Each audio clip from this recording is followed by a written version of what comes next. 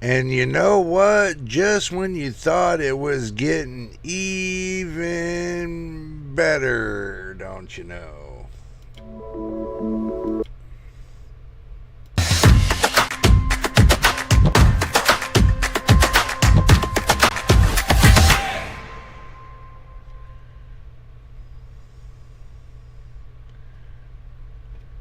Well, I kind of forgot a little bit about the entry, so I figured I'd get it out of the way. Hey everybody, welcome back once again. Told y'all I was doing another live stream, which we're doing right now. We're just going to jump into it and give everybody a couple minutes to slide up in here so that way we can see what's going on. So take your time and enjoy your moment and get yourself some drinks and snacks, because there's a few things I want to cover. Oh, jeez. There's a few things I want to cover anyway that needs to be covered, needs to be talked about. And the first thing that needs to be talked about, well, we got a couple more minutes. I'll let everybody slide in before we get into what we need to talk about.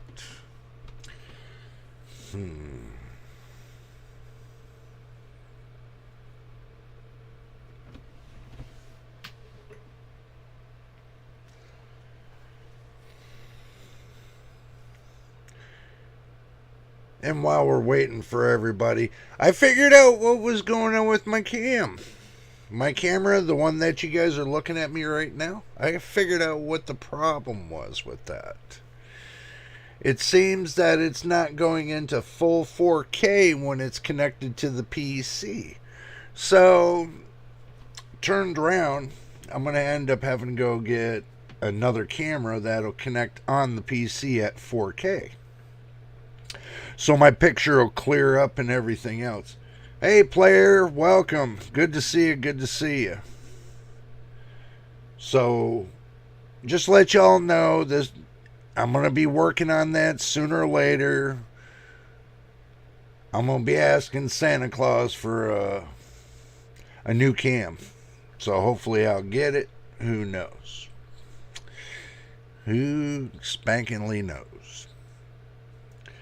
So just figured I'd let y'all know about that. And today we're going to take and we're just going to get right on it, and we're just going to jump right in. So everybody that comes in, make sure you start at the beginning so that way you can catch up and see what's going on. We are at the beginning, but this will be starting the beginning. So let's go ahead and just go ahead and over to the action screen. You guys see what I got cooking. Okay, we're going to talk about today the new processors AMD's coming out with. It's called the Epic. This is a 4004 series processor, that is. Looks like it's a pretty cool processor. We're going to slide down to some of the benchmarks and see what's cooking there. It's got a security feature built in. Says through modern multi-layer approach to security, AMD Infinity Guard helps protect you against sensitive data. So looks like it's got a, it looks like this is just basically going to be a server chip. So, but performance wise, we'll have a look at a little bit of it. So it looks like that, you know, they got some pretty good stats on it. You got a 16-core Epic, the 4584, the PX. Now, when it's PX, and you know what they did with the PX part of that? You know, the 3D cache? They added 3D cache onto a server processor. Can you believe this? 3D cache.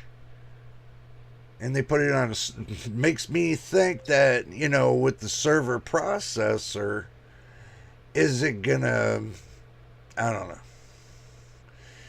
Is it going to be just as good as a gaming processor? Some people are going to be wondering about that. I was kind of wondering it about myself. But these are the 8 and the 16 cores. So,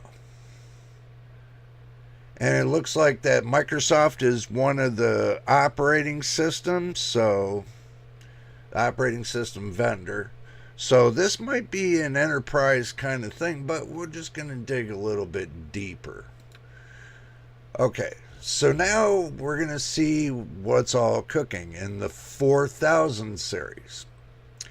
They got the 4124P, the 4244P, 4344P, 4364P, 4464P, and 4564P.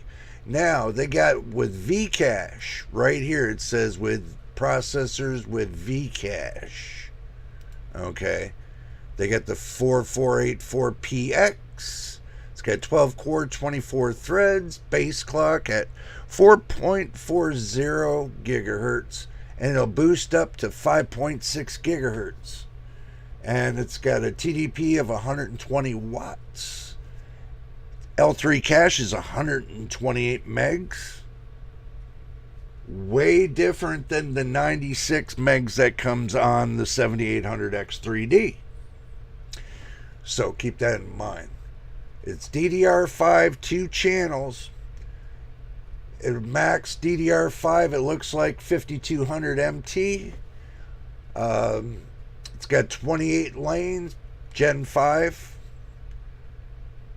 And it's a 1P. One processor. And they got the 4584PX.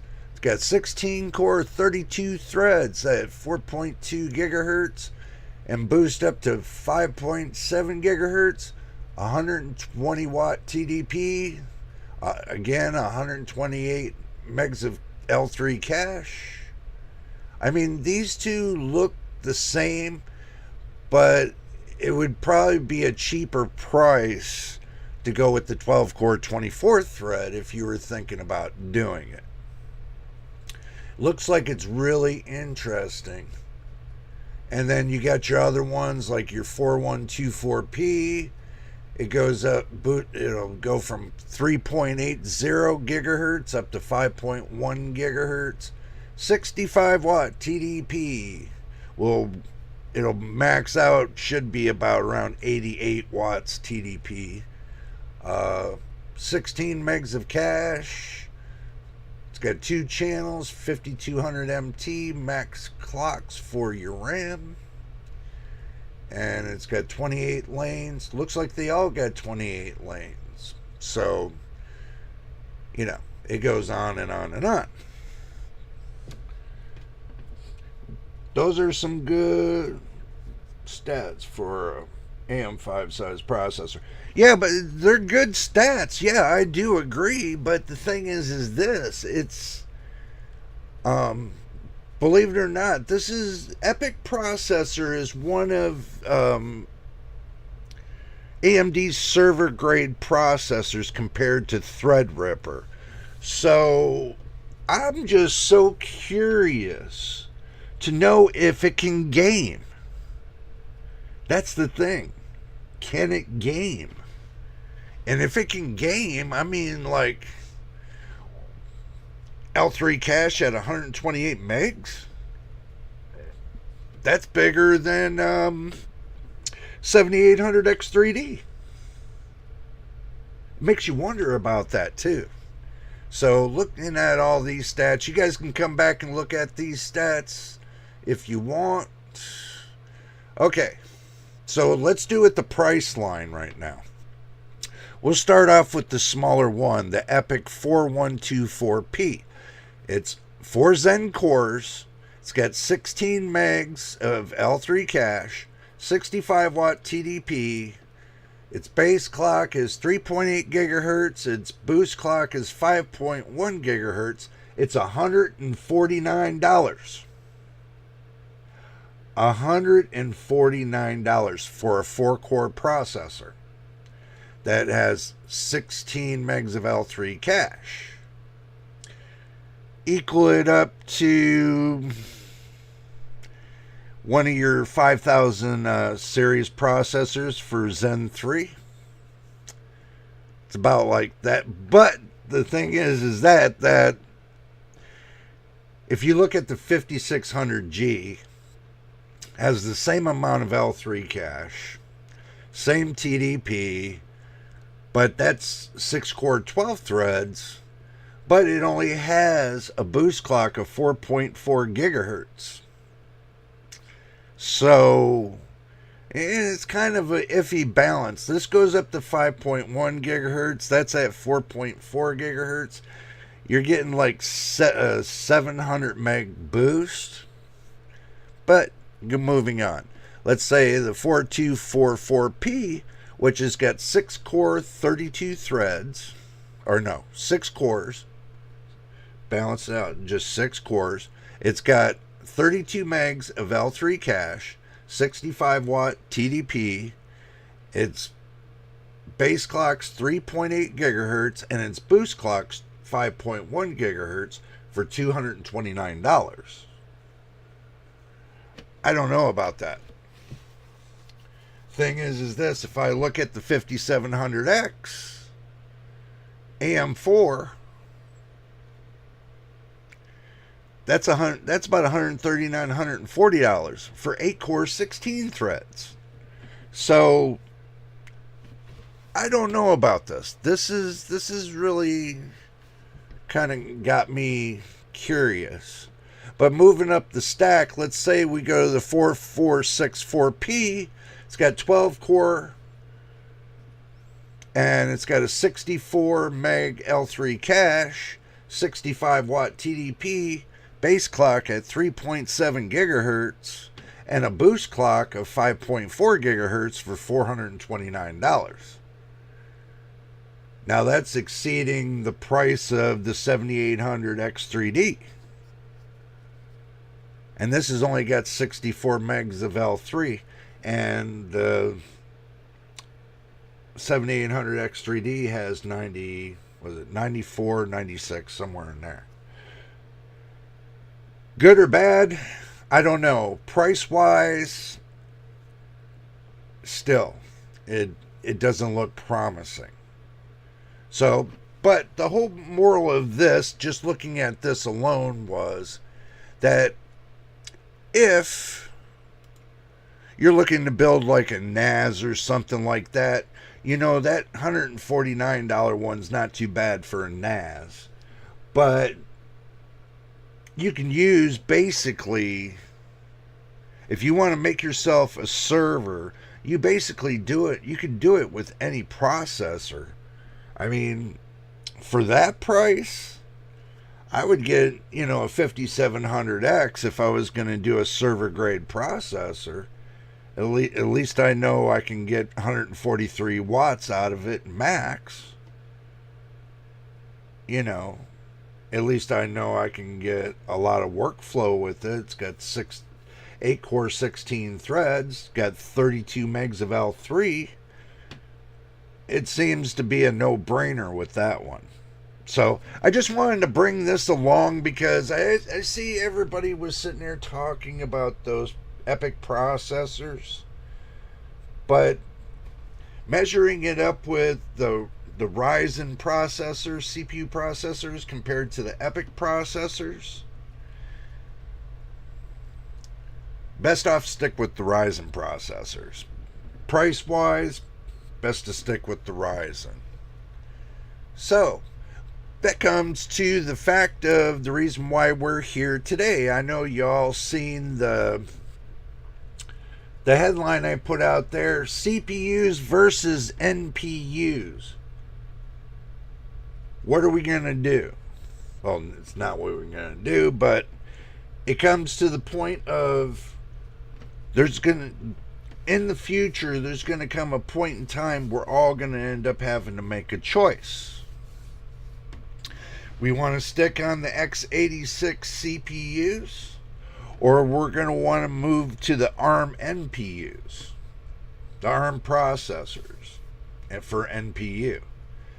If AMD does not come up with a solution for the x86 when it comes to the NPU processing, it's gonna come to a bullet point to where they're gonna say, you know what, we're probably gonna end up getting rid of x86. Intel's not saying that. They said in a statement that they're not changing what they got going on right now. But AMD said, we're thinking about switching to an ARM processor, and so is NVIDIA. So when it comes down to it, just if, AMD and NVIDIA changes to the ARM processors and start discontinuing the x86, and that might stir up a little bit of trouble for all the AMD users. So what I'm hearing is this: they're sitting tight right now on the x86, but in the future, it's kind of looking like they're going to do a turn for the change. Unless they can come up with an x86 processor that can handle neural processing, then I don't foresee it ever going to be something that's viable on AMD. Especially when they got the X3D chiplets that they put on there.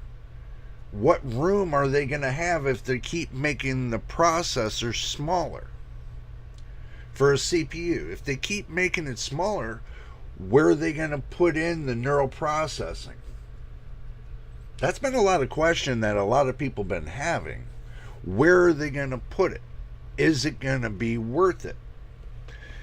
And we all got to think ahead of time, because we have to decide, because what happens if in the future Microsoft Windows, they say, okay, well, we're done with Windows 11. Now it's Windows 12. But in order for you to surf the internet, they've done this already. They went from Internet Explorer to Microsoft Edge. In order for you to get on the internet, and this is the way they always stated, that you'd have to upgrade from Internet Explorer to Microsoft Edge, but you have to have a certain amount of hardware in order to make that happen. Something tells me when they're going to go from Microsoft Edge to AI Explorer, which I'm hearing it kick around of that word a lot, AI Explorer, the new name that they're going to base their thing off of when it comes to for the internet. Watch them take the AI cores and base everything upon that. This is going to be a scary moment for everybody. And everybody's going to end up having to make a decision. They're really going to have to make the decision to go from Windows 10 to Windows 11. Because in October 2025, Windows 10 is over. It's done. So what is everybody going to do then? They're going to sit back like they did on Windows 7? Until they decided they had to get new hardware in order to move up to Windows 10? Now, the ones that got semi-decent hardware for Windows 10, now it won't match with Windows 11 because Microsoft put a rule that any processors below 8th gen on Intel are not qualified for Windows 11. Or any processors that are below a certain amount on AMD, I think it's a Zen 2. I'm not too sure, but I think it's Zen 2. Anything that's below Zen 3 isn't really going to work for Windows 11. I'll find out the magic number for y'all, so I'll definitely leave y'all on a heads up of that. But there is a magic number. But everybody found a way to work around that. But these AI NPUs, you're not going to find a way to work around this, because you have to have it actually built onto the processor in order to move forward. I don't know. I don't know what you guys think of this, because I'm going to tell you, this is going to be one of those moments. And I even know myself, the processor on my PC right now does not have neural processing. My GPU does, but my CPU does not. And you know, let me slide this forward a little bit. You know, Microsoft, and you know, they're going to require you to have your CPU and GPU to have neural processing in order to go up to that next little hurdle. Something tells me that they're going to tell everybody, in order for you to go to Windows 12, you're going to need the CPU and your GPU with neural processing in order to go forward. That's the reason why they just launched, they did a paper launch on the Snapdragon APU. So, and they put it into notebooks, I think it is. I think it's notebooks. So, I've seen a couple reviews on it. It really didn't interest me that much. I don't think I want to go to a notebook. I really don't. But what we can do, now let me take this question. And Microsoft literally said Windows 10 will be the ISA. You mean the last one? Yeah. The last version of Windows. Yeah, they said that. I do agree with you, player, on that. I do agree with you there. They did say that. But then they had a change of mind. Because if they would have did that, they would have lost money. They would have lost a lot of money. Is because everybody wanted the next best thing. And the platform for Windows 10, they felt wasn't there. So they definitely had to jump up to Windows 11, but they're not going to stop the jump. They're going to have everybody on Windows 11, and then they're going to try to jump everybody to Windows 12. And that's going to start the AI boom. Windows 12, everybody's talking about right now, and this is going to be a whole new, from what I'm hearing, it's supposed to be a whole new operating system. So this is even going to be kind of worrisome for the simple fact that if it's going to be a whole new operating system, that is it going to work for the PCs we have on hand now? But if that program requires you to have neural processing on your CPU and GPU in order to install Windows 12, looks like a lot of people are going to be spending a few $100s to get that to happen. So this is something that everybody start planning now, just in case, as you never know, it might happen. There's a lot of talk about it. It's a lot of rumors right now, I know, but usually sometimes those rumors, they become true. Even though there was rumors about Windows 12, but they're not there yet to launch Windows 12. They're right now building up to that next step. They're building Copilot up. They're building all the essentials up before they jump it to the next level. So, but I am hearing rumors that you're going to have AI tops And if you don't know what they are, we will look them up for you. We'll just put AI tops.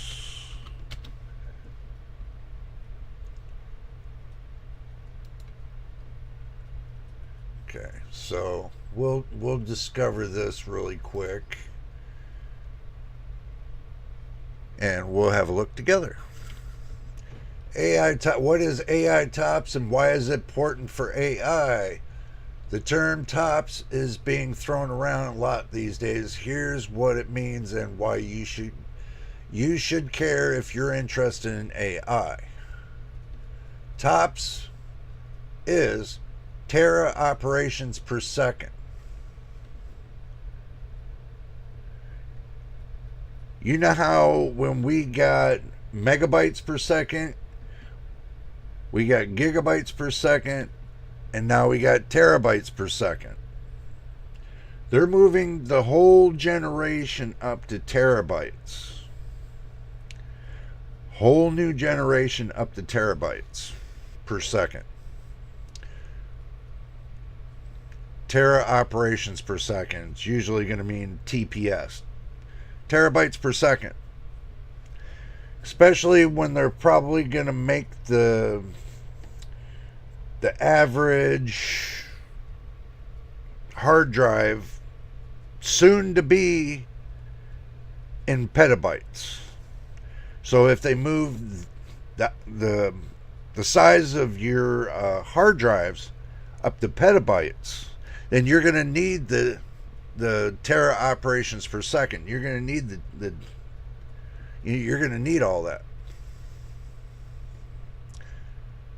So you're going to need an NPU in order to get there. So let's go over to Amazon real quick. Let's have a gander just at AMD and look at and see what their processors are. They got an 8600G for $400.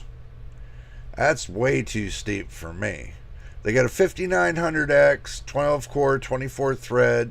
This is Zen 3 for $278. They got a 7800X3D for $345. Let's see, 5600X for $144. Got a 5700G for $171. Got a 7600X for $204. That's not too bad, but I prefer 8 cores. You got a 5800X for $202. That's not bad. You got 5500 for $87, 45. You're looking at Zen 2, so that's 77. They got a whole motherboard, 7900X. You can get the whole deal for $570 minus the AM5 RAM. They should sell it to you for that price with the RAM, but they don't. Let's see. Now, that's a little bit late in the game for that. The 5300G, they got it for 5300G. 4-core, 8 threads. They got it for $90. They got a 4100. They got a 5700X for $172. $173. That's about right what I paid for mine, and that was back a while ago. 7700X for $285. Still be cheaper to get a 7800X 3D. Motherboard combo, 8-core, 16 thread, 5.4 gigahertz, $440 with the motherboard. Gigabyte B650, the Gaming X AX AM5 DDR5 gaming motherboard. Not a bad deal. You can move up to the AM5 series for less than $500 if you really look at it. If you add the RAM in, you can take this motherboard right here. You know, you can take this right here and yeah, 128 gigabytes of space for your RAM. Not bad. It'll handle 105 watt TDP, FPS 100 plus FPS, Windows 11 supported. You know, looks like it's got M.2. It's got 3x M.2. So it's got three slots for an M.2 NVMe drives. That's not bad. That's storage drives. So, oh, ready. It's got Wi-Fi, built-in Wi-Fi. It's got a lot cooking for it. It's got a lot cooking for it. So, it was produced October 16th, 2023. So, that's not too bad. Let's move on. Okay, 7900X, not a bad price. 5950X, you look at the price of the next gen compared to this gen. It looks like that, you know, the AM4 and AM5 is starting to even out between each other, so you get the 7950X for 471, 472. 5300G again. 14600K for $495. 14600K. It's got 6P core, 8 E cores. With the motherboard. Not bad. 7600, 6 core, 12 threads. You can move yourself, if you want to move yourself up early, you know, you can do a 6 core, 12 thread unlock processor for $148. And for another $100, you can add in a motherboard. And for another $100, you can add some speedy RAM in there. So you go about $350 all day long with the setup like this. Ain't that something? $350. You can go up to the next generation, go from AM4 to AM5. That's not a bad deal. Oh my goodness. Got a lot of people cooking today. Ooh, Lordy. Let's see who's cooking today.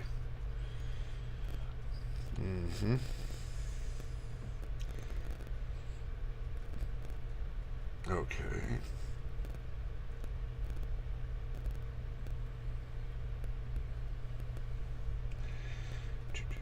Sorry, I'm kind of looking at my messages as I'm going along.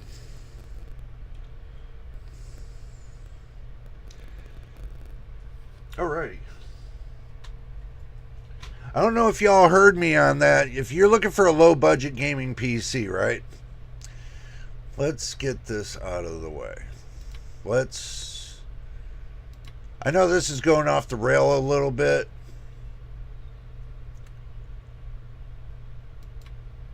We'll get this out of the way. Okay. So, let's do this. Let's go Amazon. And let's click on Amazon. Let's go to computers. Let's go to AM5.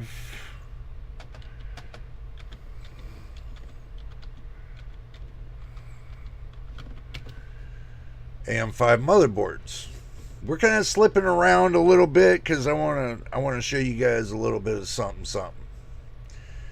Okay, so you can get a B650 Plus for $164.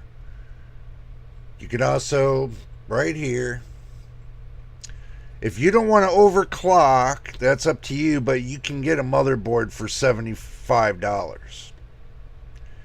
If you want to keep in price comparison, but I wouldn't recommend that, you can get this one right here.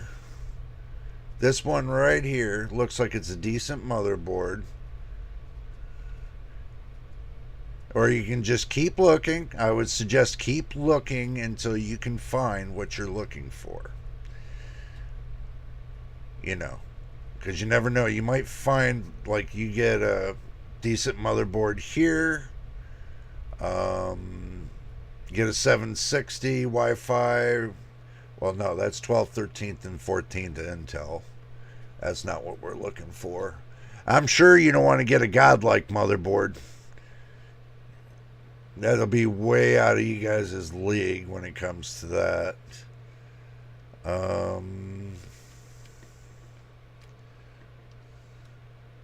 Let's see. Let me go over here and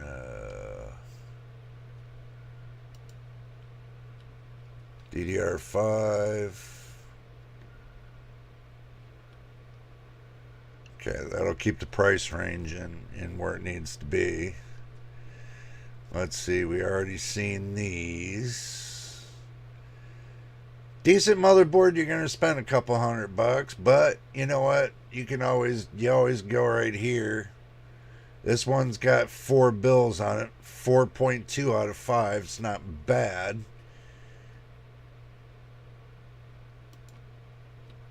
$650 MP. Always have a look.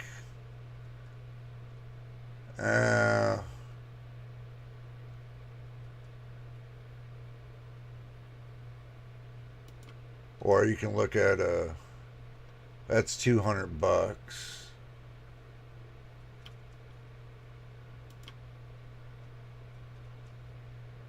That's $149. That's not too bad. That's an MATX motherboard right there. If you want to do a smaller case, that looks like a pretty good one if you're looking to do a smaller case. Probably not. You're probably looking for a motherboard that's going to support at least a couple M.2 drives.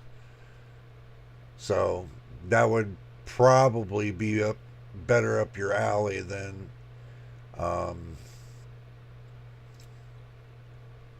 looking at a motherboard that only supports one M.2 drive. And just gotta look around and see what you can find, and it's not too hard. I mean, if it was me, I'll tell you something. What I would do if it was me, okay, what I would do is look for a decent enough motherboard that I could roll with. This one, 119, it's not bad for MATX. One that I can roll with. I'm not too much of a fan of MSI or Gigabyte right now. But let's check right here for Asus. I'm more of, I know everybody don't like Asus that much, but it is what it is. You deal with what you got to deal with. Okay. Only thing I got to worry about is if the motherboard doesn't catch fire.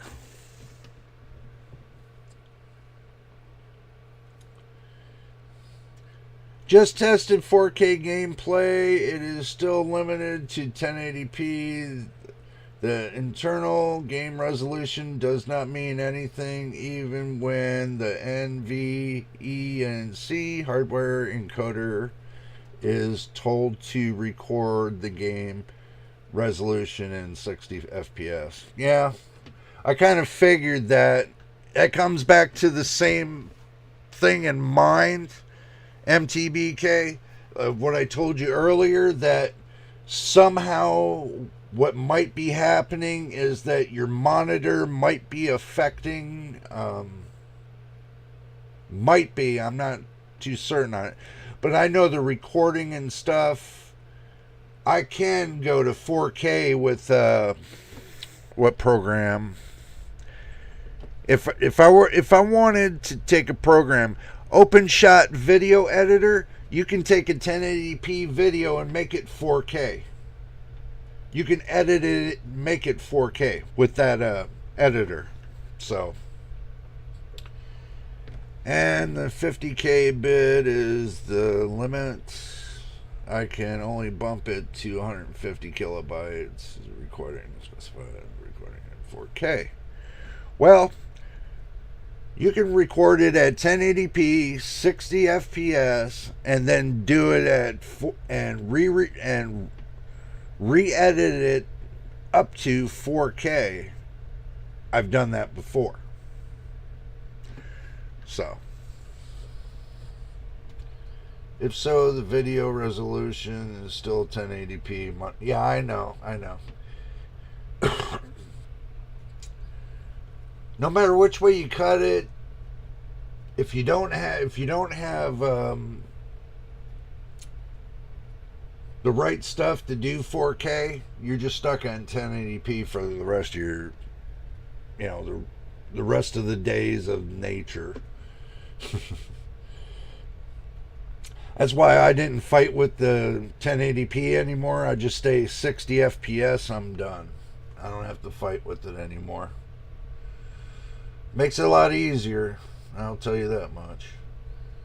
Monitor is limiting factor as far as I can tell. That's what I told you earlier. The monitor is the limiting factor. Because somehow the encoding passes through the monitor.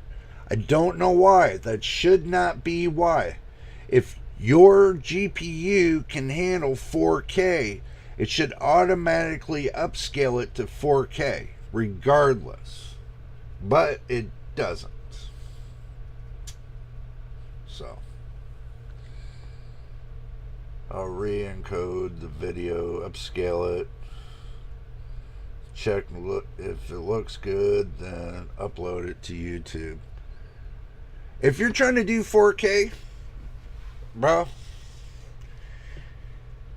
unless you got 4K coming from your main source, either a camera or something like that, you do. If you're recording from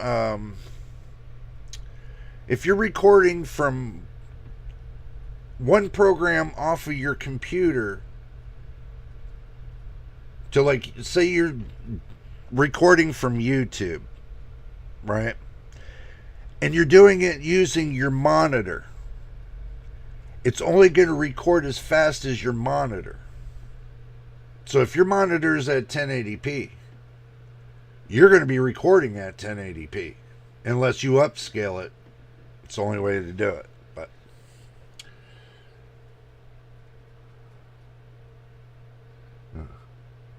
VP9 encode 4K, no problem with the engine tweaks. Even easier, 6 gigabytes of VRAM load. Not bad then. That's not bad. But I'm not uploading, well, unless I'm doing like little snippets, I'm not really trying to upload anything from YouTube. Because they're starting to do a little bit of a crackdown kind of thing about that anyway, so. To me, it just doesn't seem like it's worth it. Alrighty. Just to let y'all know that if you're looking to get a motherboard, you guys can use whatever sources you want to get a motherboard. I'm still going to stick with doing the Strix. To me, I seem that the Strix motherboards are pretty good. So,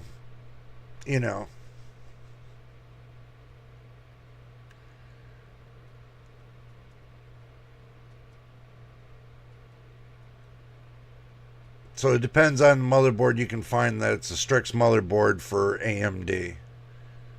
So usually, I know they're not going to be cheap. This one's not cheap right here for $389. You can get them cheaper. I mean, if you really look and really hunt for them, you can really find what you're looking for. See, like this one. This one right here is more or less like 2 grades up from my B550. This is a Z790A. But it's 1700. this is like a fight to find, you know, AMD. But it seems like I can't find too many AMD motherboards that are cheap now these days. All right. But you can go to AM5 really cheap. You know, even with this 7600 right here, you can still go pretty cheap. That all depends on what you want to do.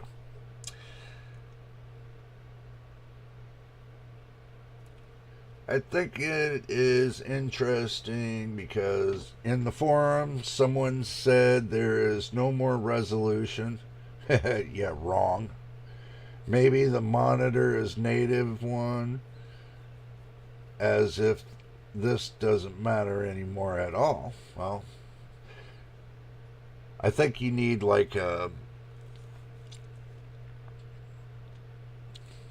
like what do they call it? There's a device that you can take and go from your GPU. Let me get out of this and go back to the main screen. There's a device. It's like a little box that you can plug into that can anything that your GPU sees, it will see it at 4K or whatever setting you put it at. And then whatever comes out of the monitor, it'll come out whatever your monitor is. So basically you can change the frequency. And it's some kind of device. I forgot the name of it, but I have seen it. So a good idea. First, it will not break of you using it. Nope. And you'll fight for an RMA documenting everything. I'm not. Bro, listen. No matter what I buy, it's all documented. It's all filmed, it's all documented, it's all tested. So I ain't got to worry about an RMA process. That has nothing to worry about. And they can't say, well, you know, they can't say to me, well, since you have a YouTube channel and you do PCs, you can't. No, they can't say that. That just shows that I'm more professional and know what I'm talking about when it comes to whatever it is. Only reason people do it in the background is because they don't want these companies to actually find out that, hey, you know what, we're rubbing your nose in this. We're doing a review on it. We might have paid for it, but we're rubbing your nose into the BS. I don't like when people sneak around and do that. If they're going to do something, do it honestly. Do it from your name, you know, and come up with your key points. Don't sneak around and have somebody else do it on their account. And then you turn around, test it out and everything else. And then you say, you know, this doesn't work and this and that. You know, that's just ridiculous when people do that. Cheapest AM5 mainboard right now is a BioStore. Yeah, I've seen that one.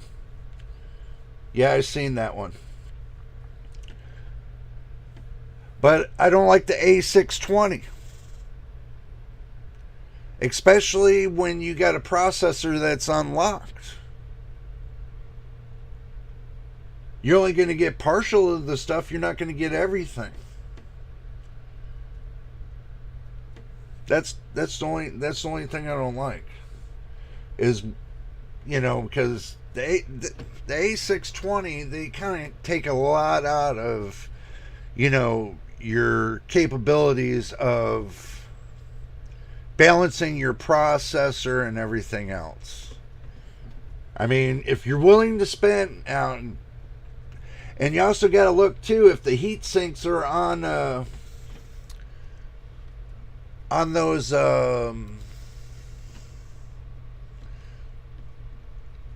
motherboards for the VRMs.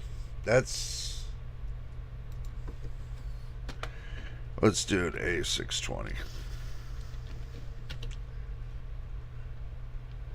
Okay, so let's switch back to the action screen. Okay, they got one right here for $75. Okay, the one part that I always watch for is right here. If you're looking, well, I know why you guys can't see what I'm doing. Oh my god. And I forgot all about that. Let's see. Mouse pointer. All right. I forgot you guys didn't see this big booty cursor. There we go. Okay. Now, if you're looking right here, they have absolutely no heat sinks. No heat sinks on the VRMs.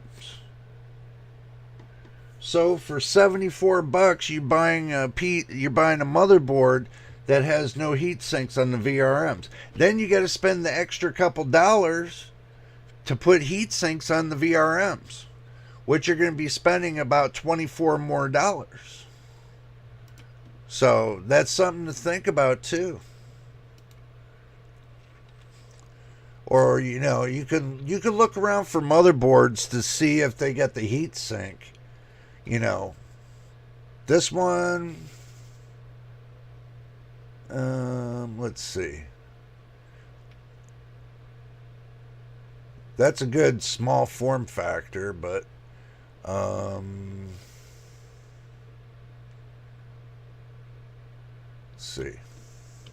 see what this one's got.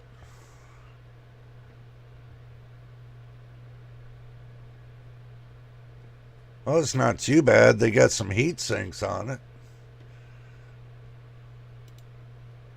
But that's $139. But if you're going to spend that kind of money, you're best to move yourself up to that next point. Okay. Question: if the A7700 or the 7900 is enough, one day a locked processor will surely be enough. My favorite locked processor are an i7-14700, the biggest i9 14900. Pretty sure 7800X3D up to a 7900X3D would work nicely on a A620 chipset. Yeah, it would, but there's one problem. The 7800X3D and the 7950X3D, they pull too much power, especially for a 620 motherboard. See, if you go and let's say you want to go cheap on the motherboard right here. Let's say this one right here. And you want to put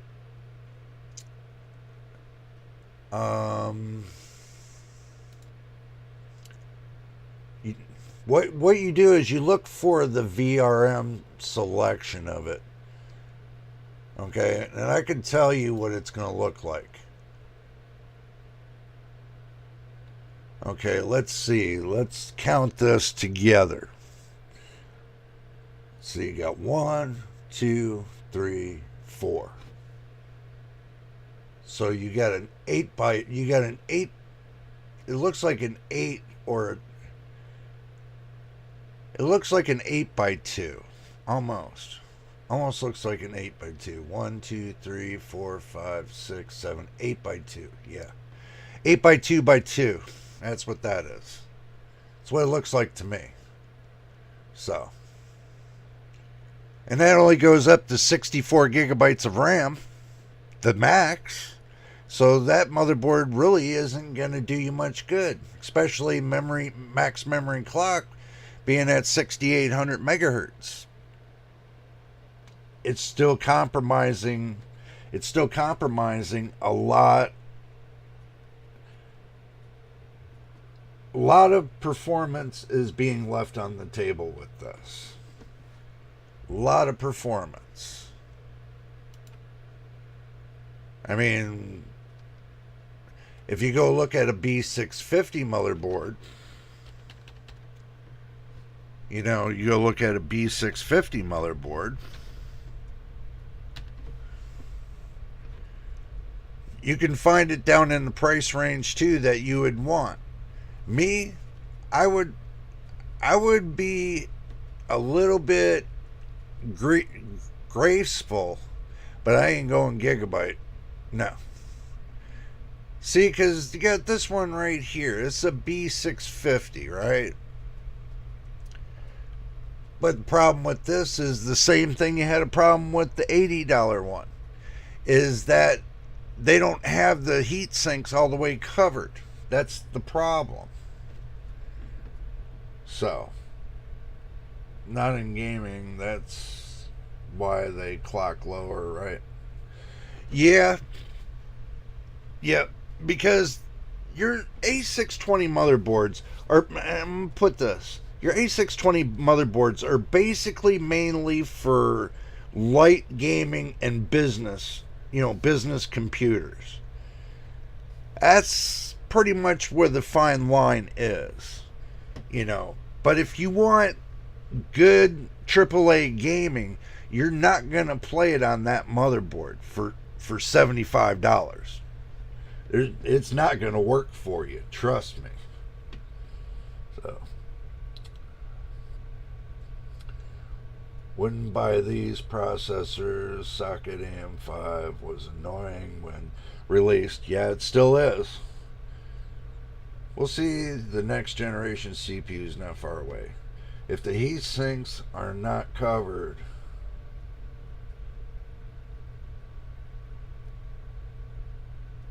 there's only air cooling. If the MOSFET chips are not covered, they are causing a high hot spot. A very high hot spot. Instead of them running at, let's say, 40C to 60C, 40 to 60 Celsius, they're running between 80 and 85 Celsius. Your motherboard's going to burn out faster if you don't have those MOSFET VRMs covered. I can tell you that right now. If you don't got it covered, your motherboard's not going to last you that long. You're going to have the biggest time in the world.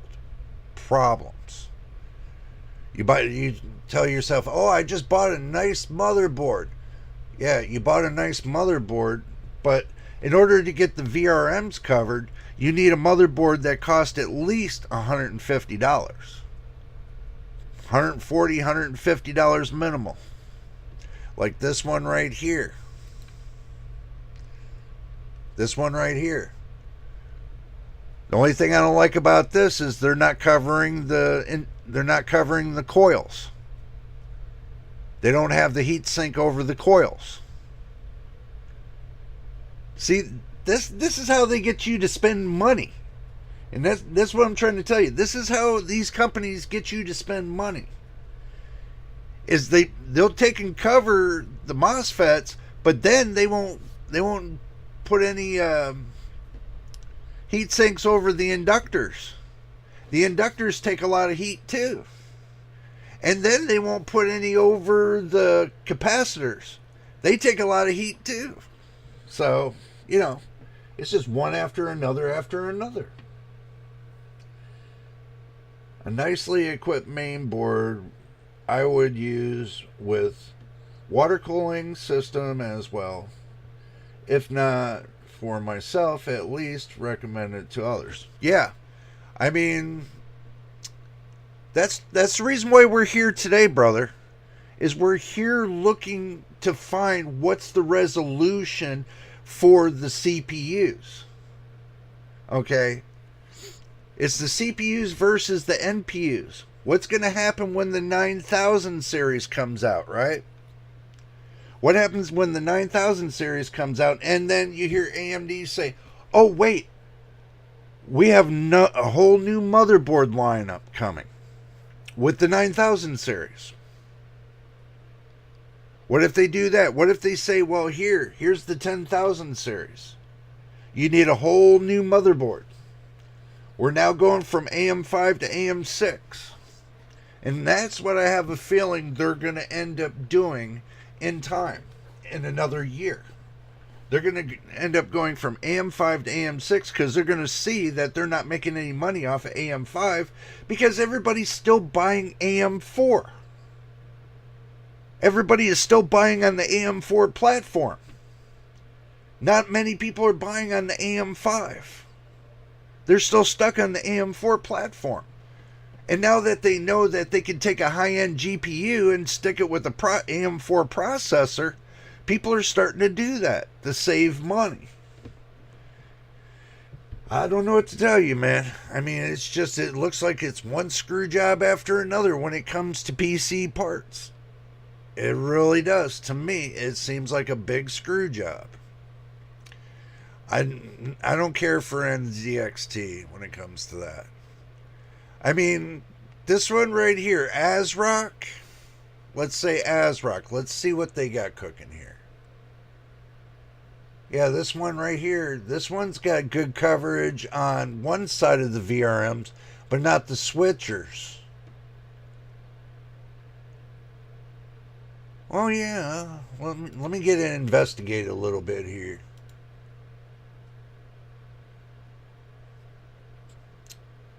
Oh yeah, they do. They got little tiny heat sinks on those. Oh, they got those covered. Not bad. Not bad. $134. And that's a DDR5 motherboard. But this right here, this is something that that DDR5 does not start at 3200 megahertz.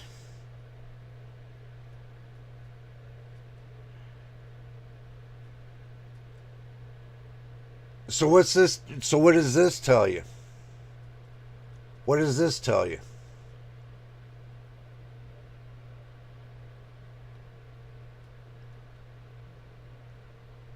You make sure Amazon's selling it. ASRock store. See, sold by Amazon. It's not a bad motherboard, but something ain't right here with their B650. B650 motherboard should not be running at 3200 megahertz.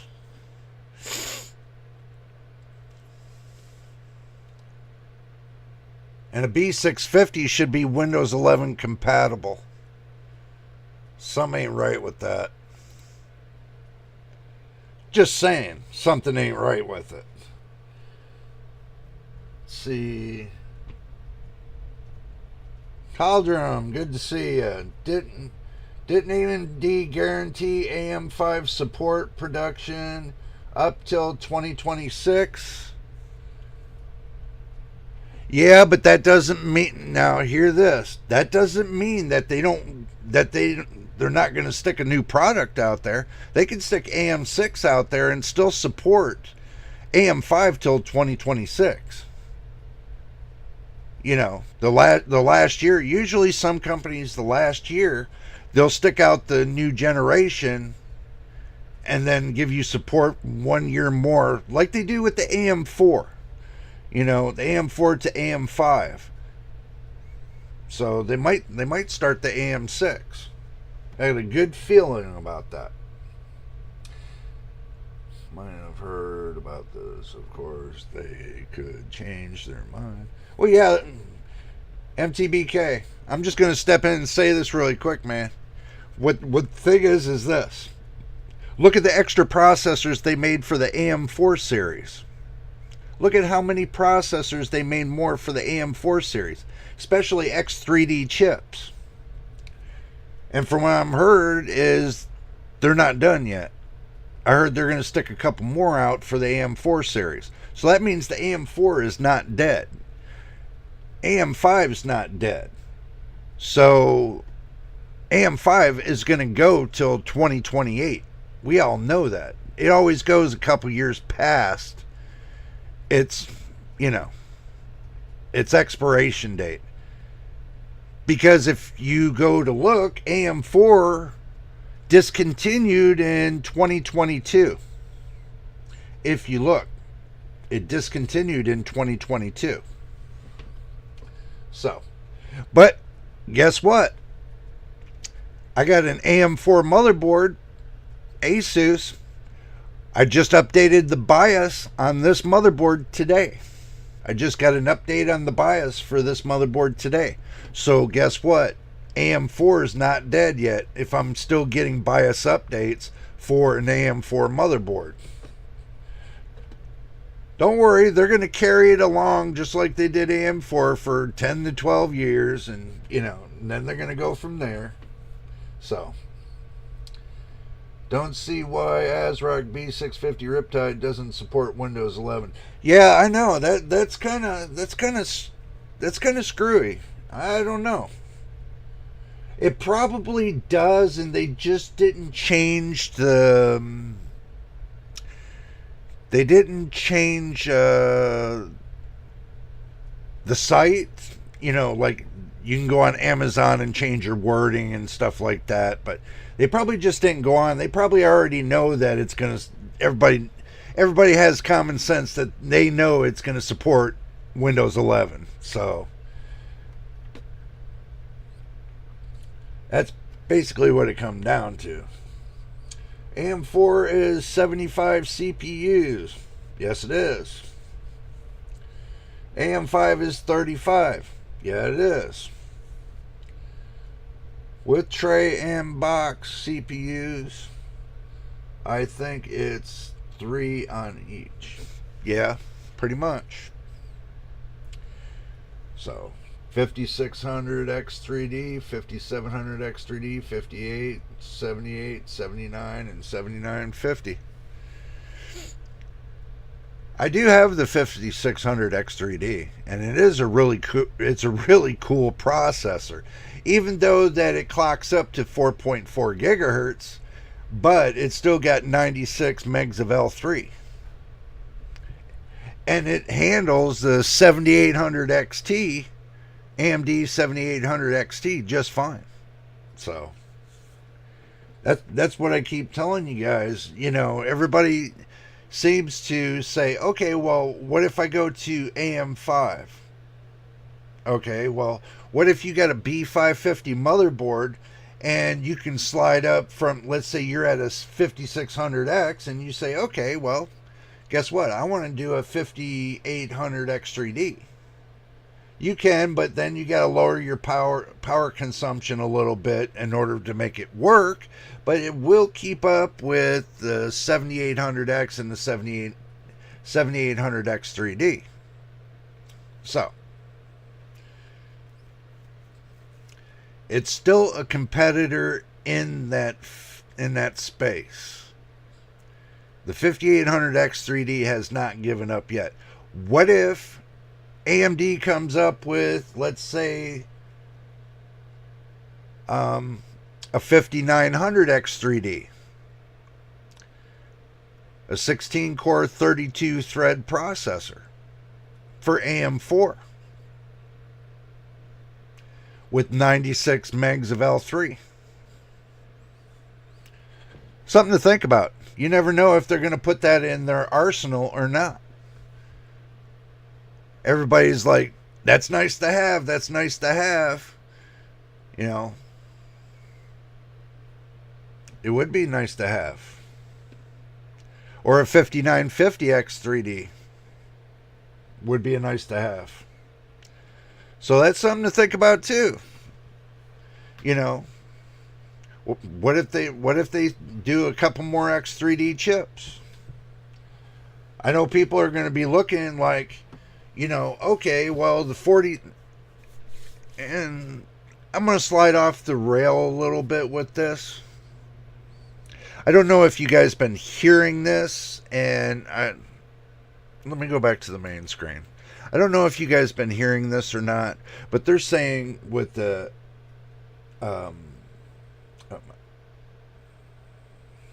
And I even forgot the damn name of it. Oh, lordy. See where my mind is? My mind just goes all over the place. NVIDIA. Okay. NVIDIA. I hear, and this is what I'm hearing, and this is true to this fact, that when they come out with the 50 series GPUs, the 50 series, so you're looking at the 5080, there's a little problem with this. They're making the 5080 no stronger than the 4090D. This is what I'm hearing. That's in order for them to get it to be sold to China. So basically, it's going to be a little bit different architecture, but it's still going to come up to the same speed. That's the reason why they're pushing out the 5080 first. See, I thought there was. That might be the 7700X. Yeah. I thought there was a 7800X. Huh. I had to look into that. I thought there was. Unless that's one they didn't push out, that they canceled. There could be one that they canceled, because they were supposed to have a 5800X.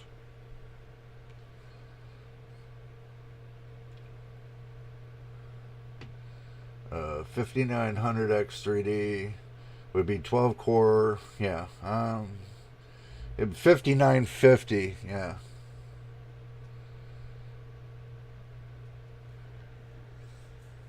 That would be cool, the 5950X3D.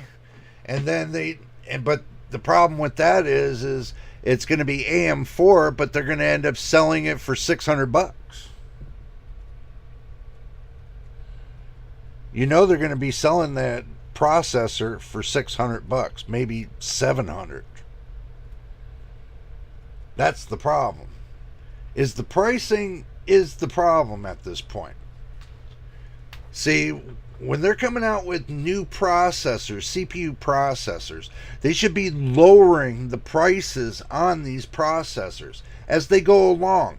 You know, they're moving them out of the way, they're putting and bringing in new. Then they should just kill off their old stock and be done with it and then come out with their new.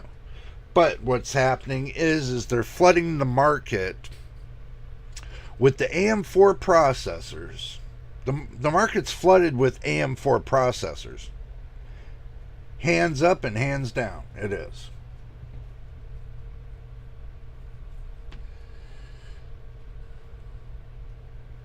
$400?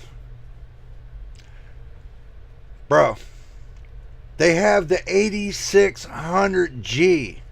8600G at $400. 8600G. And that's what, a 6-core 12-thread processor, something like that?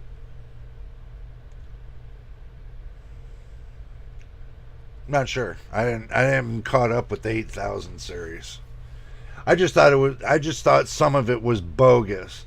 The only thing I thought good came out of that whole deal with the 8000 series with AMD was the 8700G.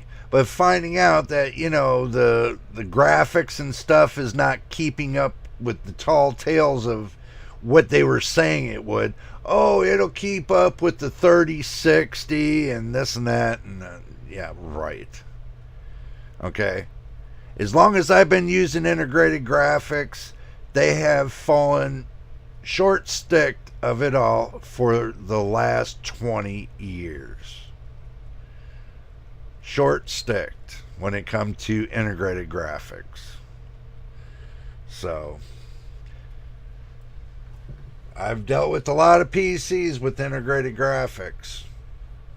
And so far, all the integrated graphics processors they come out with never could beat a low-grade GPU. A low-entry GPU. Could never beat it. Not one time.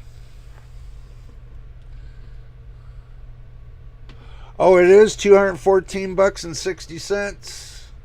Wow. Then what the hell was that $400? Let's see. Let's find out what was that $400, because that was interesting to find that out.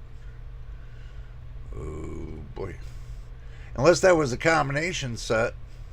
It could have been a combo set too, bro. Yeah, sorry, that's my bad. It was a combo set.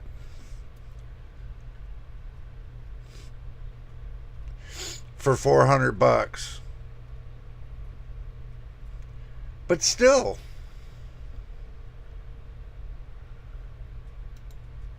I mean,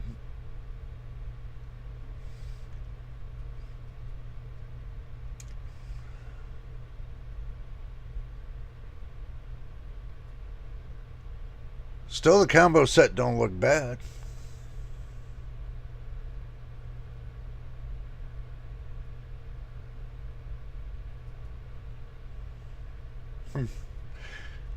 Yeah, I know. I need to keep up to date with some of these processor things. Look, I'm going to show you what I was cooking up here. Okay, so they got this right here. They got an MSI Pro B650P Wi-Fi Pro Series ATX motherboard AM5 DDR5 PCIe 4.0. And it's supposed to have all the bells and whistles, and it supports Windows 11, Windows 10 64, DDR5, the maximum 64 MT on the overclock, supports 128 gigabyte of RAM. It's got a lot of potential.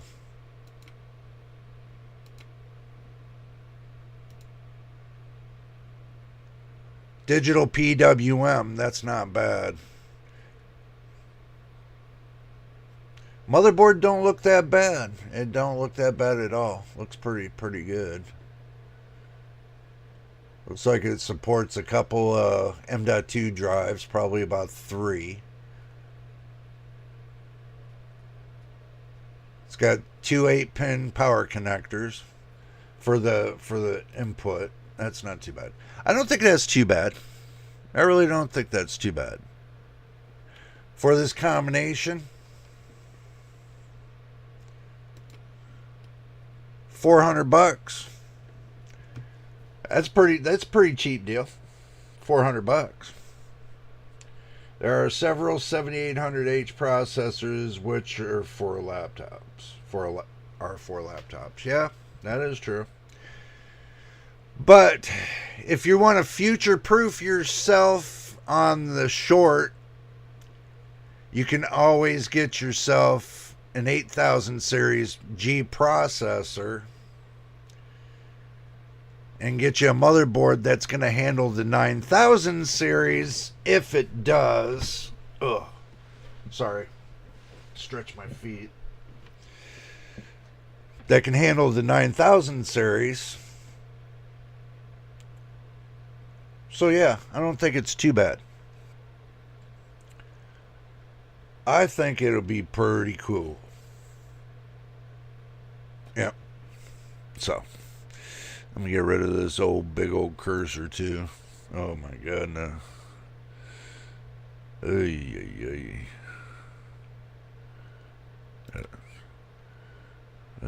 old cursor.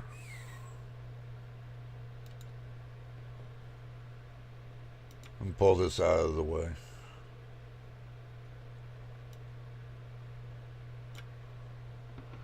Okay.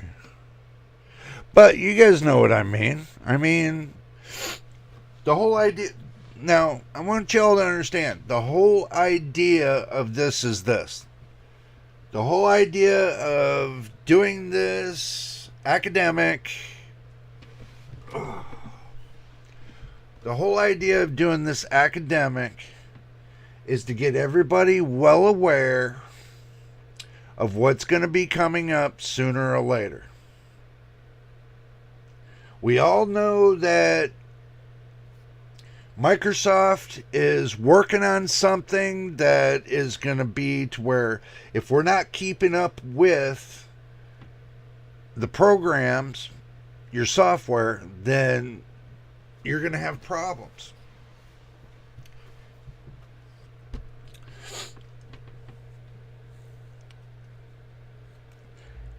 And I still think that TOPS is going to be implemented in Windows 12. Tera operations per second. I still think it's going to be implemented into Windows 12.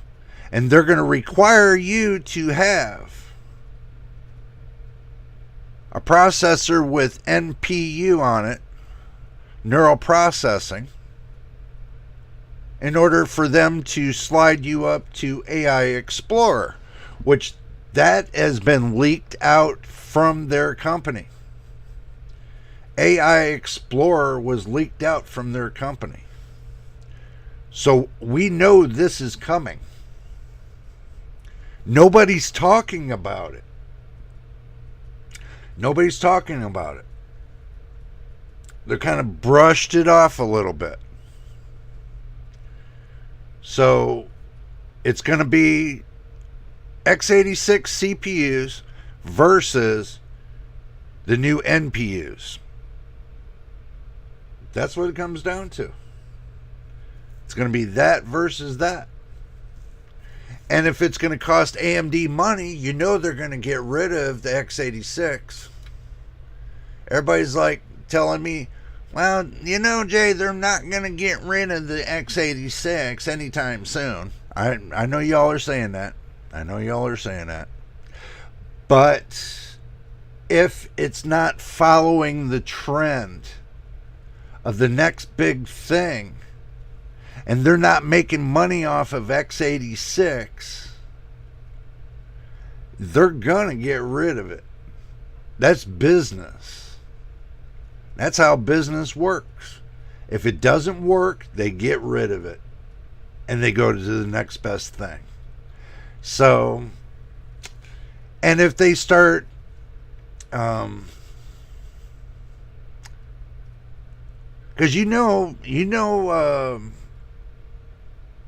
NVIDIA's already went with MediaTek to have MediaTek and them collaborate to make a CPU processor. MediaTek is partnering up with NVIDIA to make a CPU processor. Not sure how the motherboard's going to work. They'll probably end up tying it onto a laptop to where NVIDIA is going to use their own integrated CPU processors that they make and their own integrated GPU processors, putting them onto laptops, and break the cycle away from Intel or AMD when it comes to the laptops. This is coming. There's a lot of word on the street about this. So NVIDIA started making CPU processors, and if they stick into the ARM generation, the ARM processors, then everybody's going to start running to NVIDIA for those CPU processors. I mean, it's truth and reality. And everybody's going to start weaning away from x86. I don't know. You all tell me what you think about that. Because you know it's up in the air and you know it's going to happen. But what do you think about the change? That's going to be the question. And you already know how NVIDIA is. If they're set their mind on AI CPU processors, they're going to push it. They're going to make it. They're going to partner up with somebody and they're going to make them. Because you know MediaTek's got the equipment to make CPU processors. AMD's got the know-how to put them together. That's what happened with AMD. When Intel and AMD split, that's what happened. AMD started making their own processors, CPU processors. And when they bought up that other company, I keep forgetting the damn name of it. But when they bought their another company for their GPUs, then they ran with that. So basically, AMD is like two companies in one. So they make their own they R&D their own products, but they ship it off to a different company to be made. So because it's a cheaper process to have a different company make it, and once they make it, they ship it over here or to different places, various places, and they save their money on shipping too. So you know how that works. I know it seemed like I was in a little boring stage, guys. I know this seemed like it was a little bit in the boring stage, but it wasn't supposed to be boring. If you got bored hearing what we're talking about here today, and you look and what happens in the next 6 months to a year, and then you watch this video again, you know that you were foretold that this was going to happen. So I'm not seeing into the future, but from what the tea leaves are telling me, and this is what it's telling me, is something's coming. And it's going to shift the whole computer age into a new gear. A whole new gear. So, yes, I always check my phone too, and I know it's like, everybody's like, stop checking your phone. Stop checking your phone. Well, I can't help it because, I can help it. Yeah. Okay. So, what do you think? Do you think I'm right or wrong about this? Ask yourself that question. Do you think I'm right or wrong about this? Okay, it is going to be a battle between x86 and it's going to be a battle between the NPUs, which is ARM, the chips for ARM. That's going to be a battle. Especially when you got, and this is what led me to believe this, was Google was getting involved and updating all their stuff for ARM. Google, of all places. You take all these big companies. You take Microsoft. They're updating their ARM program for Windows 11 and maybe beyond. You got, what was it? They did Firefox. I think so. They did Firefox. They're updating a lot of the browsers. A lot of these companies that own these different browsers, they're updating to the new ARM CPU. That's the indicator that I get when I hear this, especially when Google's updating to it. It makes you wonder how this is really going to roll. This is telling me that x86 might be going bye-bye sooner than later. Intel might still be on the game of the x86, but something tells me sooner or later, AMD's going to say, okay, that's your market. You can have it now. Because it's going to become a dead market. Everybody wants to go to the next best thing. And the way they're talking about that performance on those Snapdragon processors are less power, more performance. So, that's something to think about. Use less amount of power for more performance. Everybody's saying, are we going to go up to using 1,000 watts out of our PC? We keep sticking on x86. We're going to be up to at least 1,500 to 2,000 watts in the next 10 years. When it comes to the PC and everything that's built into it, if we keep on the x86 platform, yeah, it's going to happen that way. To where we're going to be up, it's going to get so bad to where, you're going to have your own nuclear power plant just to run your PC. And that's sad. That is sad. This is the reason why they're going with this neural processing. It's because it's supposed to save on power. It's supposed to reduce everything down. They're trying to make the chips smaller. They're trying to reduce everything down. But, I don't know. I really just think in the next 10 years there's going to be a big shift. And, the processors we all been on for the last 45 years, is going to end up taking a dump. And they're only going to become collector's pieces if they decide to discontinue everything that's on that processor. If they go to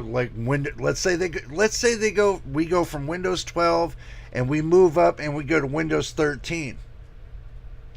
By Windows 13, there's no more x86 processors because Microsoft is going to cease to make the operating system for x86. It's cheaper to make it with the ARM. This is what I'm hearing. It's cheaper to make it with the ARM CPU processors. The same little ARM CPU processor that's inside your telephone. Same one. Draws a little less power, more performance. So that's something to think about. And that's going to be to where, people are going to end up putting out a lot of cash just to go up to that next best thing. It's going to be a costly one. I can tell you it's going to be a costly one.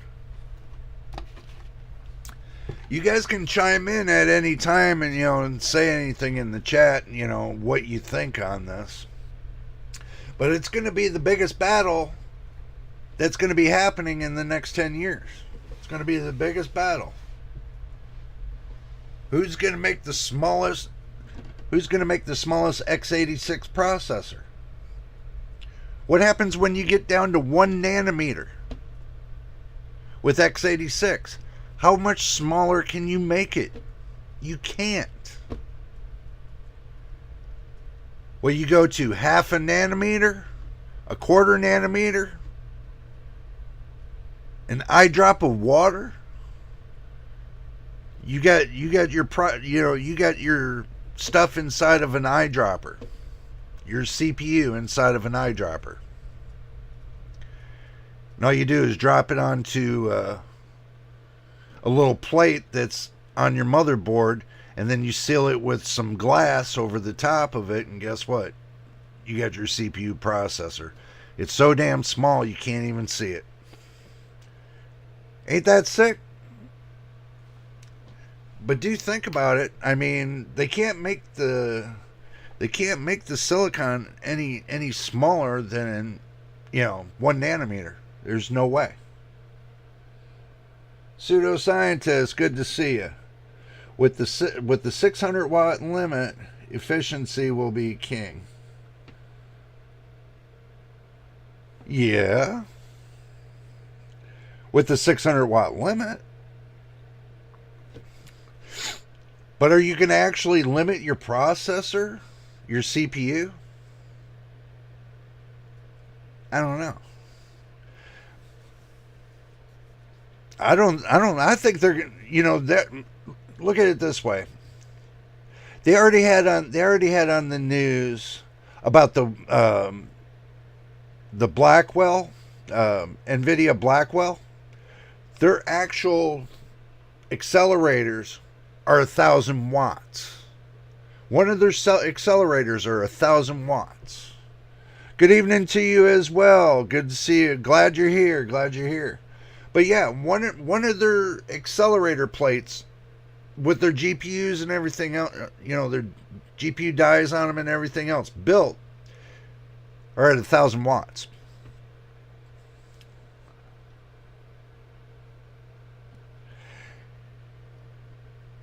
Wow.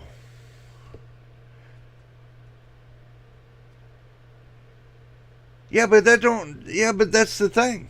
The 4090 itself is how many watts?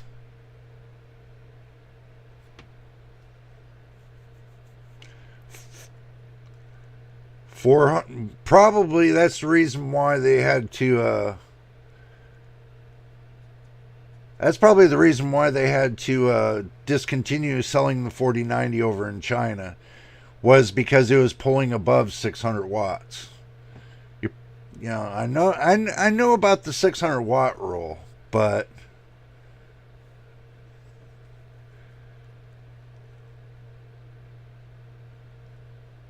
that just makes it look even worse when it comes to the 5080.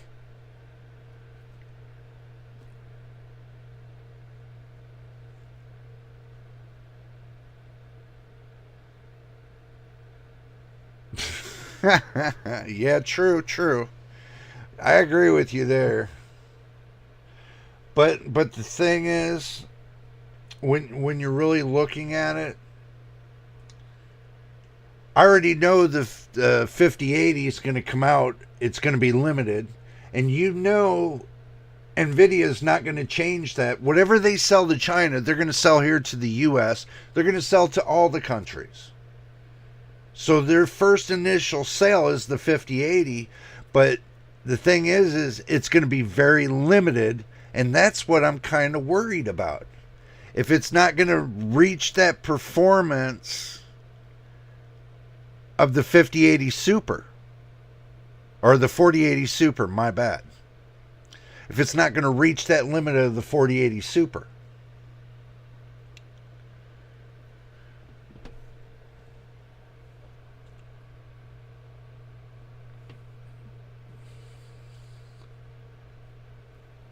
Yeah, but I'm having second doubts about the 5080. The RTX 5080. I'm having my doubts. A lot of people are saying, "Oh, it's going to have better performance than the 4090 and this and that." If they go above the 4090D performance, the 4090 Dragon performance, they cannot sell it to China. That's the problem.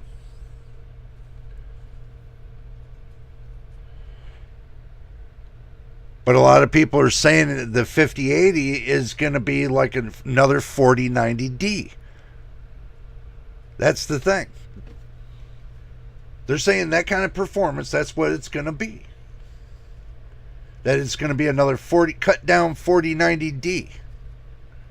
Or cut down 4090 to a 4090D. So basically you'll get a little bit better components, but you're still going to be paying the same price as if you were buying a 4080 Super.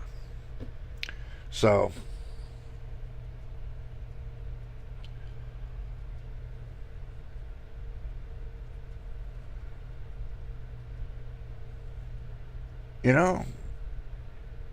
I think the GB 203 or 202, something like that. I think GB 202 is the 5090, GB 203 is the 5080. Don't quote me on it, and don't burn me, because I got so much in my mind. I don't have it in front of me, so I couldn't tell you. The 5090's not coming till first or second quarter of 2025. It's either Q1 or Q2. It's kind of up in the air right now. 5080 is supposed to be 2024 Q3 to around Q3, Q4. That's the 5080. Now the 5090 is supposed to be either around the Q4 or it's supposed to be around 2025 Q1 or Q2. And you're looking at around July of 2025, somewhere in there, for like a 5070 and the 5060. If they do the 5070, if they don't do the 5070, then they'll do a 5060 and a 5050. So I don't see a 5090 coming, or will be AI Titan 3.5K. You know, that's a good question about the Titan. I have been hearing something, but I don't know if I was hearing it right. It was like the 40 series they were going to do above the 4090. They were going to do a 40 series Titan that was going to be faster than the 4090. Something like that. I don't remember. I see paper launch increasing prices like crypto. Yeah, I know, right? Yeah. If they come out with AI for small businesses. Well, they're already doing the AI for small businesses. But, and if I remember right, and this doesn't make sense to me, because I think in May, or not May, March, NVIDIA did some kind of paper launch in March. I don't know, I could be wrong about that, but I think they already did the paper launch. I think they're going to do a second paper launch in for Computex, you know, at the end of May. I've been hearing that too, that they're at the end of May they were going to do another paper launch for the Blackwell series, and then they weren't going to do a launch of it at Computex. They were going to not do a launch of that at Computex. I think they were thinking of, they were going to do a 5080 paper launch at the end of May, and they were going to do the new Blackwell accelerators for Computex. I could be wrong. I could be wrong about it, you know. It's just so many things has been up in the air. We're all getting mixed information from these companies right now. Getting a lot of mixed information. So it's kind of hard to keep track of, you know, who's doing what and everything else. But it's kind of they did this. They said, okay, we're just going to throw it up in the air. Poof. And guess what? Let them all speculate until time. That's basically what they're doing right now. Is they just threw it up in the air and say, hey, y'all just speculate until time. Now I'm like, damn. It's crazy. It is crazy. So, but like I said, either it's going to be 2027 or all the way up to 2030 that they're going to do full AI and do full neural processing units on the CPUs, and with Microsoft and them going to push out Windows 12, that this Windows 12 is going to require you to have a neural processing unit on the CPU and a neural processing unit on the GPU. I have that feeling. A lot of people think I'm crazy about that. Well, if they take and turn around and you see, you know, all the all your main browsers for your internet, they're already updating to the Snapdragon. A lot of people don't want to talk about that, but they are updating to the Snapdragon. So, question: do you think the 5070 Super will be as good as the 4090, or will everything under the 5080 be fair in some way, making them a weak choice? I think with the way things are going right now, with the restrictions, that's the FTC, the FTC is putting the restrictions on NVIDIA. They're going to go after everybody that's making hardware. And soon they're going to end up going after Microsoft because of the software. They're going to start limiting out the software too, because Microsoft's pushing the edge when it comes to the AI software. What do you think they're going to do when they come out with Windows 11 24H2? Think about it. What do you think they're going to come out with? They're going to come out with Windows 11 for ARM processors, which we already know this. They're going to come out with Windows 11 24H2 for x86 processors. But with the ARM processors having neural processing units on that processor, that's going to be set up with AI Explorer, okay, and everything else. So basically, we're going to be behind the curve when it comes to and with all these companies that have internet browsers are updating to the Snapdragon because of the neural processing unit. The thing is with NVIDIA, they're only one half of the puzzle. NVIDIA's GPU processors are only one half of the puzzle. Finding out that NVIDIA is going to start making CPU processors, and if NVIDIA starts making ARM CPU processors to fit for the desktop, that's going to be the biggest game changer in the world.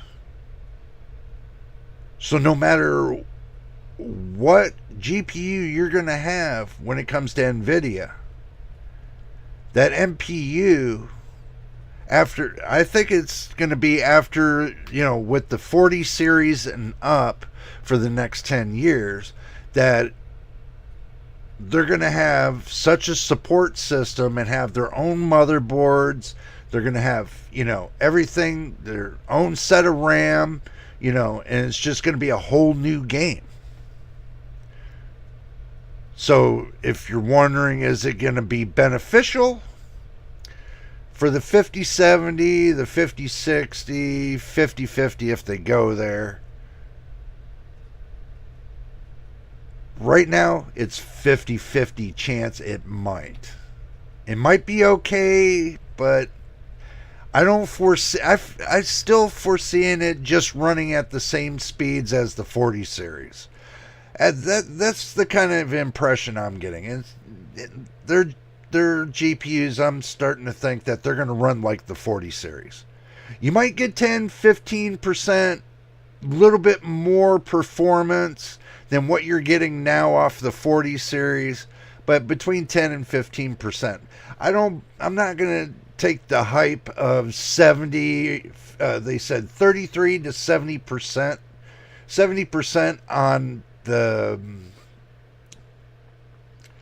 with the ray tracing, then it takes it up to heights of 70% faster than, the 5080 is supposed to be up 70% faster than the 4090.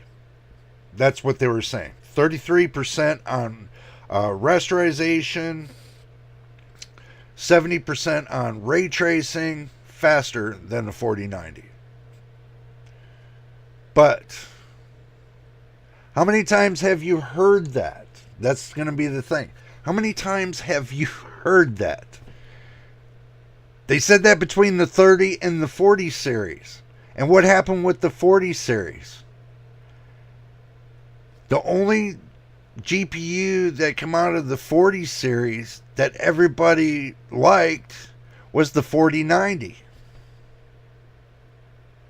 Because it was the ball buster compared to AMD. And there's still flaws in the 4090 with their power connection. So they still haven't gotten that right. And now they're coming out with the 50 series with the same power plug. Get that.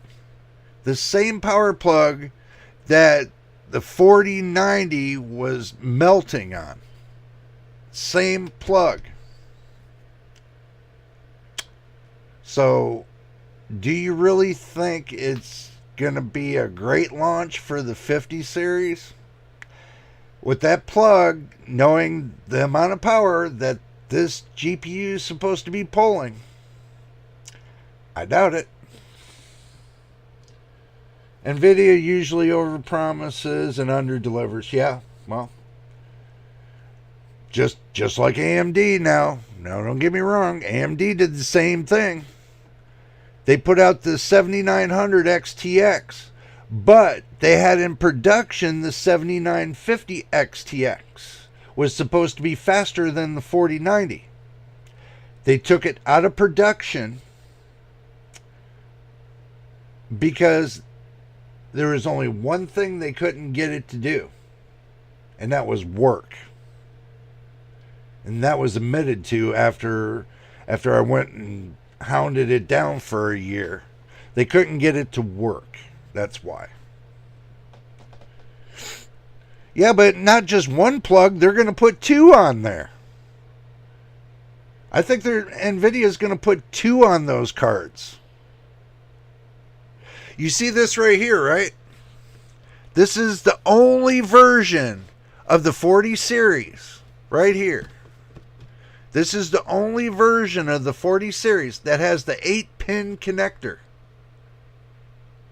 Not that 12-volt high power plug. This is the only version that has the 8-pin connector. And I got me one.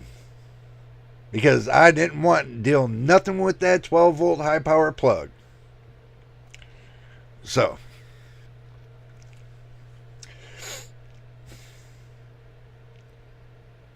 And the rate they're going, they're going to need 6 8-pin or 10 8-pin connectors on those GPUs in order to power them. Because if their workstation accelerators are pulling 1,000 watts, what do you think it's going to do if they double up the processor on the new 50 series graphics cards? How much power do you think it's going to pull there?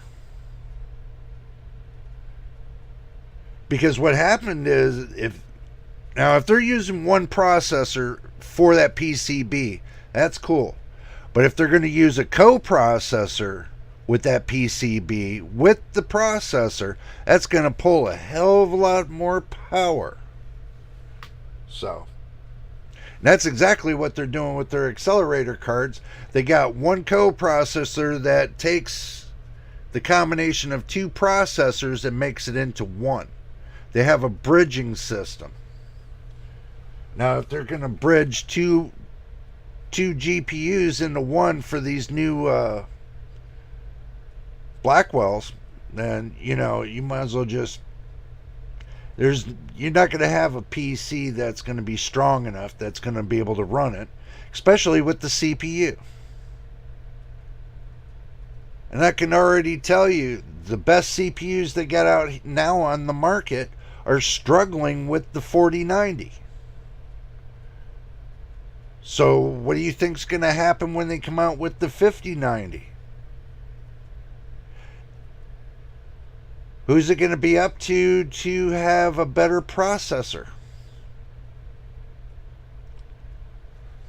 A lot of thought. This is a lot of thought that nobody thought about.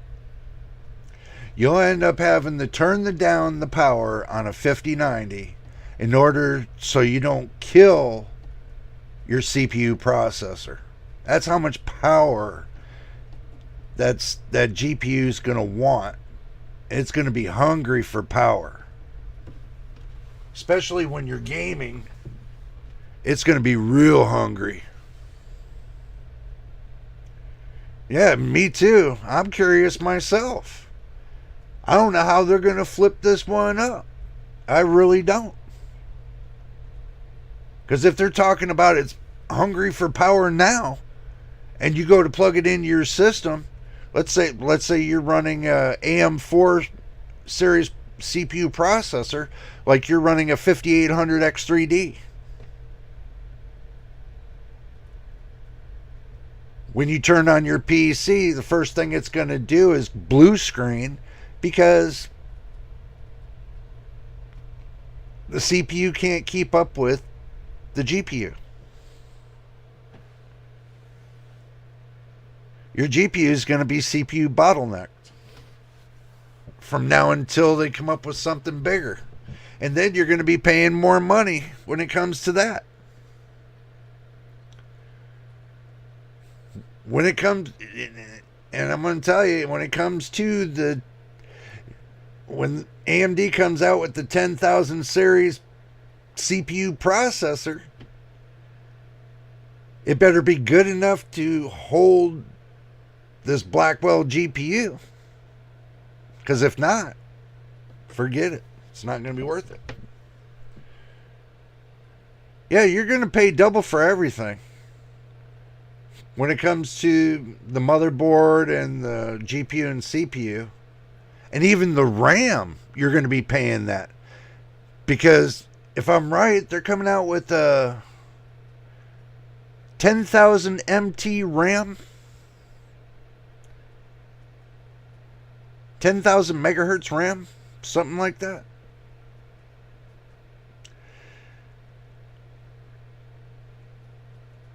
Oh, that is just not, it just doesn't, I mean, I know it seems like I go off on a tinge, but this is not a tinge. This is reality.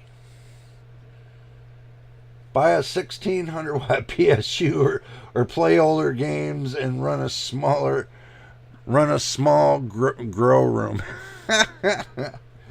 Probably.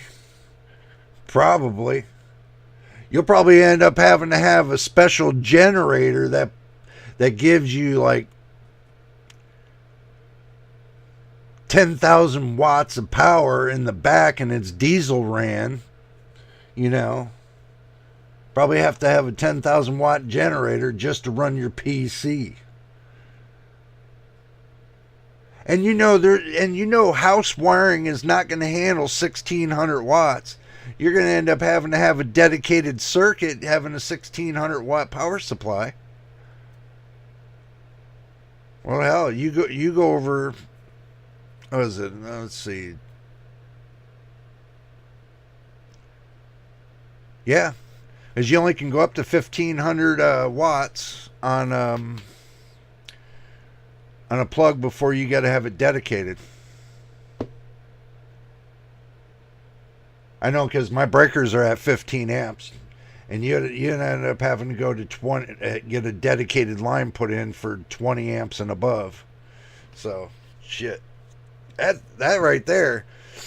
If I gotta have an electrician come in here and put me in a 60 amp dedicated plug, then there's a problem. There's a big problem there, I think. So, But anyway, guys, I just wanted to bring hash and tag with a little bit of this update. Oh, you definitely will, man. You definitely will. So, but I just wanted to bring this up because I think a lot of people are not bringing this up, and a lot of people need to be aware of this situation when it comes to the x86 and the ARM processors, which way everything's going to be rolling for the future. So this way, you know, if I'm giving you a heads up now, this way you can start saving your money because you know you're going to need it in order to upgrade to that next big thing that they're going to be having. So, oh, thank you. Thank you for becoming a sub, man. Thank you. Appreciate it. Appreciate it. We're at 431, if I remember right, and we're on the subs. We got 431 subs. We're almost to the 500 mark. Let's try to push it. Tell your friends. Tell everybody. You know, come on down to the channel. Help us out. Let's get to the at least 500 subs. So that way it doesn't seem like I struggled, which I have for the last 2 years. But not a lot of people notice me because the simple fact of YouTube doing their algorithm that barely pushes out my videos because I didn't have the... And the only reason they did that was because they didn't like my thumbnails. So I switched my thumbnails so everybody can start coming now. I know that sounds crazy, but if your thumbnails are not good enough, YouTube hides your videos. They shadow you, shadow ban you. So I had to do the utmost and change my thumbnails. I had to reword some of the stuff that I do, and I had to change my thumbnails because YouTube says it's not good enough. So what is good enough? That's the question.